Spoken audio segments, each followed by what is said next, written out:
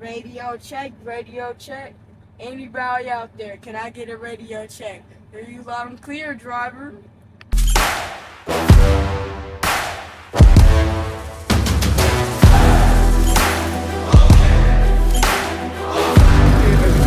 I didn't even know they had Mr. Salty down here.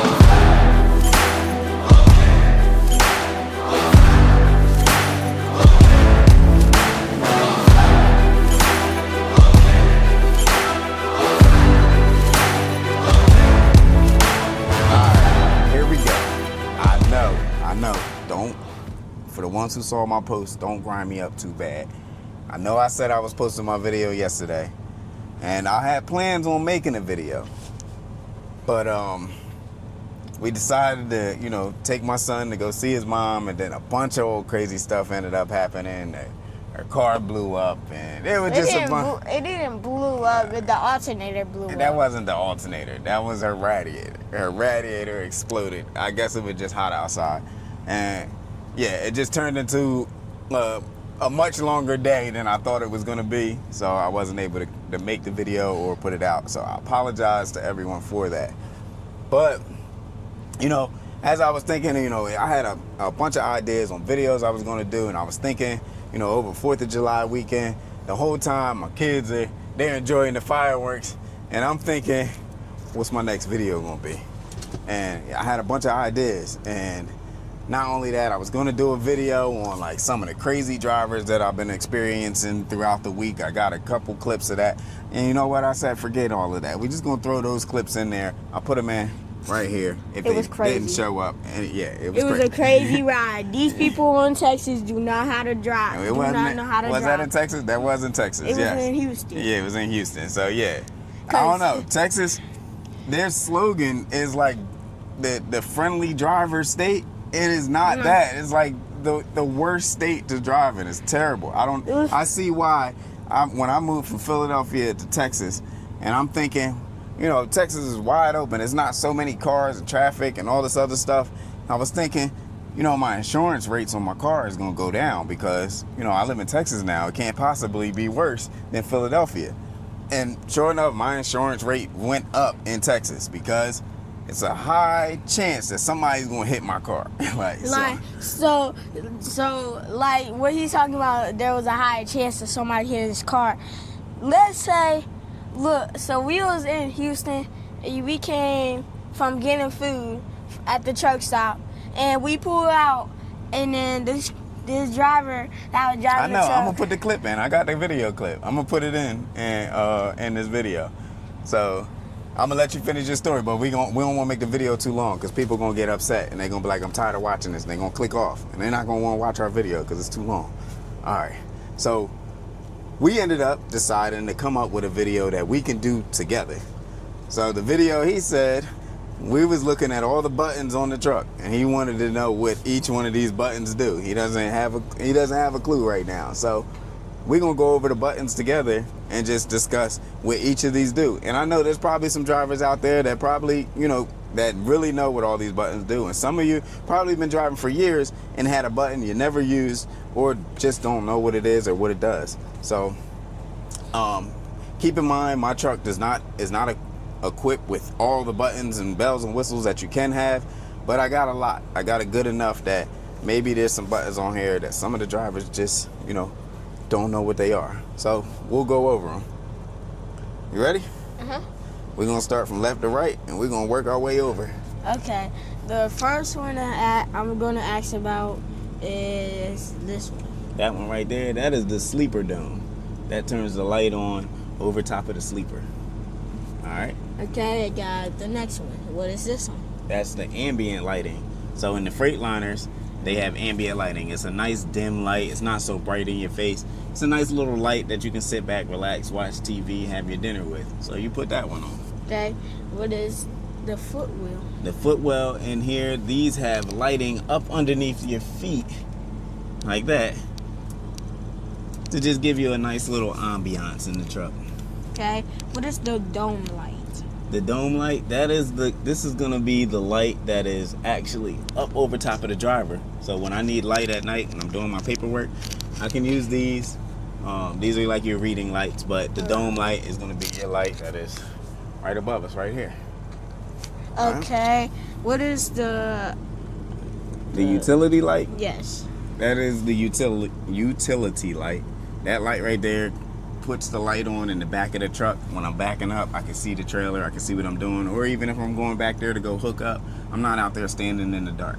I'm sorry, guys. I missed one button. I skipped over it. What is this button? That's the hazard light.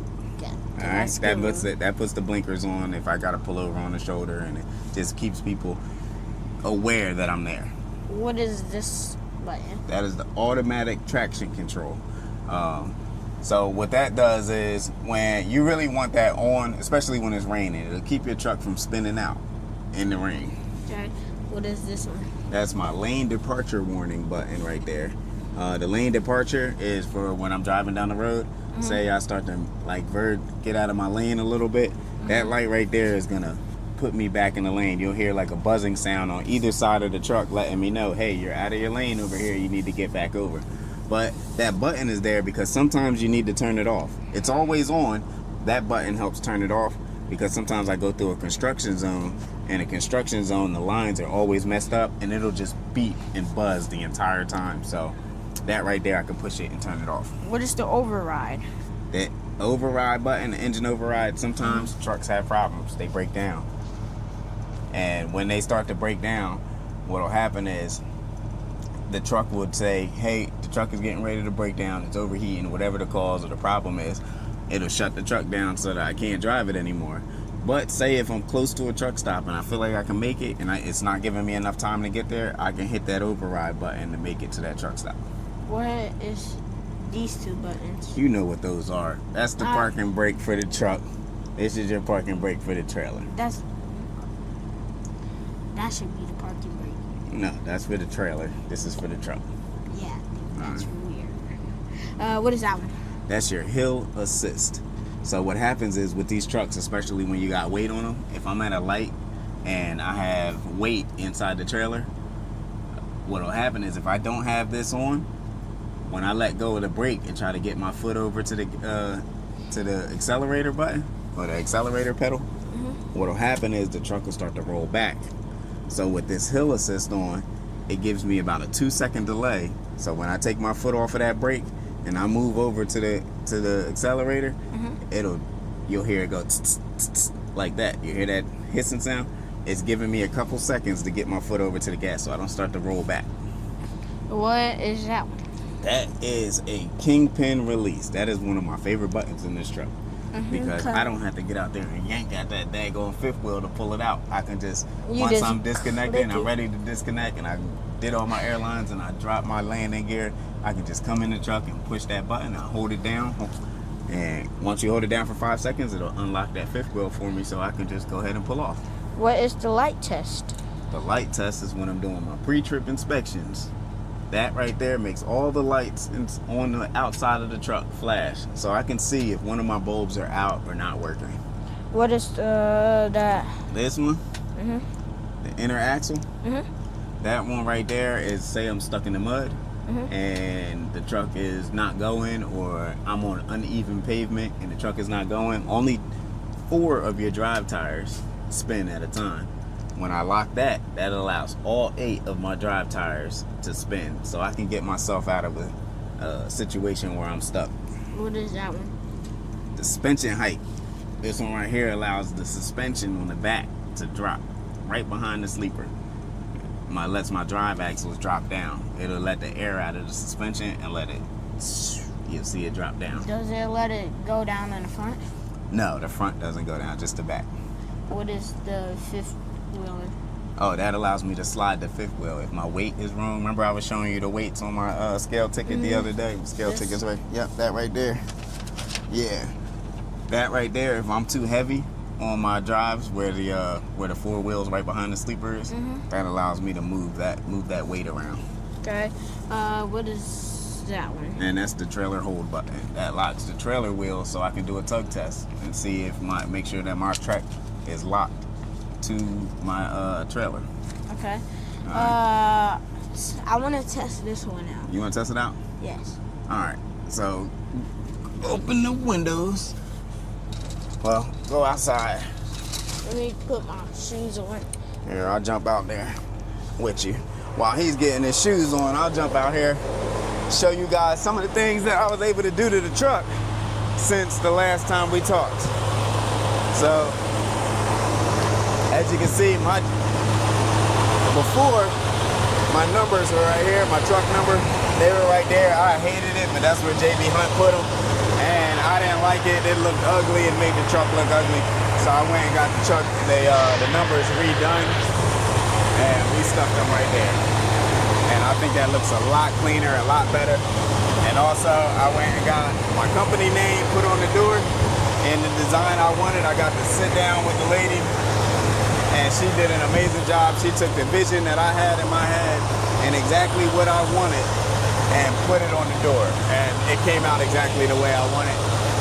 I'll put her information up in the video, so if anybody else wants to go get their truck done, change their numbers, or get their company logo on the door, she can create anything. She had her entire computer in front of her, and anything you can think of, she can do it. So, yeah. Also, I forgot to mention that while I was getting, at the same day I got my name put on the door, my company name put on the door, the same exact day, a driver was backing in next to me, and he hit my mirror, man. He broke off a little plastic piece. Not a big deal. I didn't want to put like something on his record, and you know, he might have been a new driver. I didn't want him off to a bad start. So I ended up talking with him, and we came up with a solution. I looked up the price of the part. The part was only 40 bucks. I said, hey man, just give me 40 bucks and we good. And you know, he cashed at me 40 bucks. And we was good, man. I didn't have to call the company and just ruin his, you know, the start to his career, or getting frustrated and just down about, you know, having an accident. So we did that. And also, the windows, I had to get them tinted. I didn't go dark. I just went in some nano tint to go on here because, let me see if you guys can see it. I just wanted like a little bit of a tint on there. It don't, hopefully it don't look too dark. It kind of looks dark on video, but it's not that dark. It's just enough to keep that sun off me. It was burning me alive when I was sitting in traffic. So just to add a little bit of shade into the truck, I just threw a 50% nano tint on here to really help out with all that heat. So yeah, back to the video. That's just water from the air conditioner. I got a question now. Are you ready to do the suspension? All right, I'm gonna push it. Here, you can hold the camera. Okay. Make sure you look right here. See where I'm standing? Look, get it on me. You gotta look at the screen, or it's not gonna be on there. Now put it over here. Now what I want you to watch is back up. I want you to watch how this starts to go down. You'll see the trailer and everything start to go down. All right?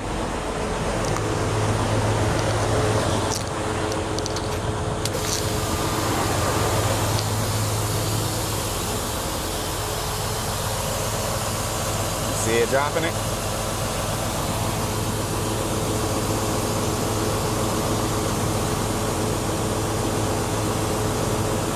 And it'll lower it down like that. And what I usually use that for is, you know what? Let's do it. Matter of fact, that's another thing I can throw in this video. It's another little gem. And it'll show, this is how I know when a new driver dropped the trailer. Push the suspension height back up for me. This is how I know when a new driver dropped the trailer. Oh, it's great having a little helper out here.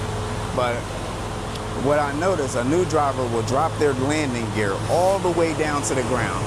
So my son, he's already been taught how to drop a landing gear. So, hey son, will you do me a favor? Mm-hmm. Could you drop the landing gear for me?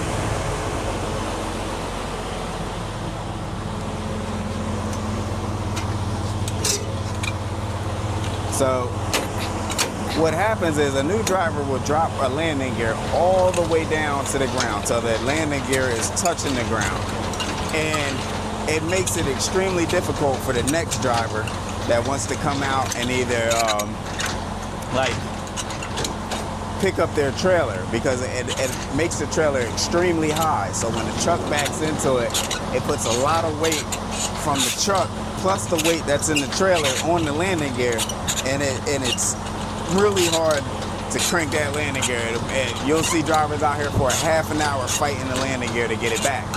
So my son already knows that what you want to do. Good. Go back one. Go back some more. Go back one. So what you want when you're dropping, oh, there we go, let's tilt it. When you're dropping, let's see if I can get the angle. I don't know if I'll be able to get it. You want about that inch, maybe a little more, but you want to leave a gap on your landing gear from touching the ground. You don't want it directly on the ground. You want to leave some space, because what'll happen, go ahead and dump the suspension. Go dump the suspension. What happens is when you go to dump the suspension and you go to pull out, it'll put it at the perfect height for the next person. So I'll dump the suspension, allow it to touch the ground, and then once it touches the ground, I can pull out from the trailer, and it makes it that much easier for the next person. Once this trailer gets loaded up and there's weight in there, it makes it easy for them to use the truck to lift up that The truck is beeping.